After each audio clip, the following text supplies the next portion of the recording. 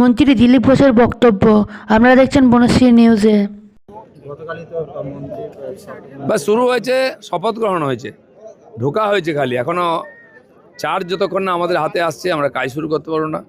দপ্তর ভাগ হবে সব মন্ত্রীদের, আরও অনেক মন্ত্রীরা শপথ নেবেন, 2-4 দিন লাগবে সময়, তারপরে কাজ শুরু হয়ে যাবে।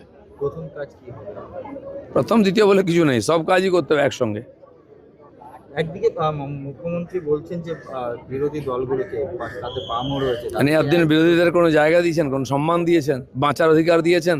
ঘরবাড়ি ভেঙেছেন, তাদের মুখ দেখতেন না, কি বলেছেন? আজকে ঠেলায় পড়েছেন বলে গাছে উঠতে হচ্ছে।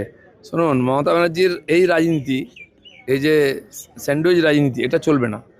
আজ মানুষ ওনাকে ধাক্কা দিচ্ছে, চুপ করে বসুন না, কিছুদিন দেখুন কি হচ্ছে। কেউ আপনার সঙ্গে নেই, আপনার পার্টির লোকেরাও নেই, পার্টির লোকেরা ঘর ছাড়া, তাদের খোঁজ খবর নিন। বিধানসভার বিরোধী দলনেতা হলেন শোভনদেব চট্টোপাধ্যায় এবং উপদলনেত্রী অসমা পাত্র, মুখ্য সচেতক ফিরহাদ হাকিম। তার মানে কি আলটিমেটলি যে চেয়ারটা ছাড়তে চাইছিলেন না উনি, আলটিমেটলি তাকে ছাড়তে বাধ্য হলেন? উপায় নেই, ছাড়তে হবে, গণতন্ত্র, মানুষের রায়। উনি ড্রামা করেন একটু খবরে থাকার জন্য, তারপর লাইনে এসে যান, সবাই দেখতে পেয়েছেন। কলকাতা পুরসভা হোয়াটসঅ্যাপ গ্রুপ সহ পাবলিক সেফটি এবং ভেক্টর কন্ট্রোল গ্রুপ ছাড়লেন ফিরহাদ হাকিম একেবারে। সেই যে দুটি হোয়াটসঅ্যাপ গ্রুপই ছেড়ে দিলেন। ভাই সরকার ছেড়ে দিল, আর হোয়াটসঅ্যাপ গ্রুপে কি আছে? এ তো রোজ হয়, রোজ যায়। চলুন। গতকালই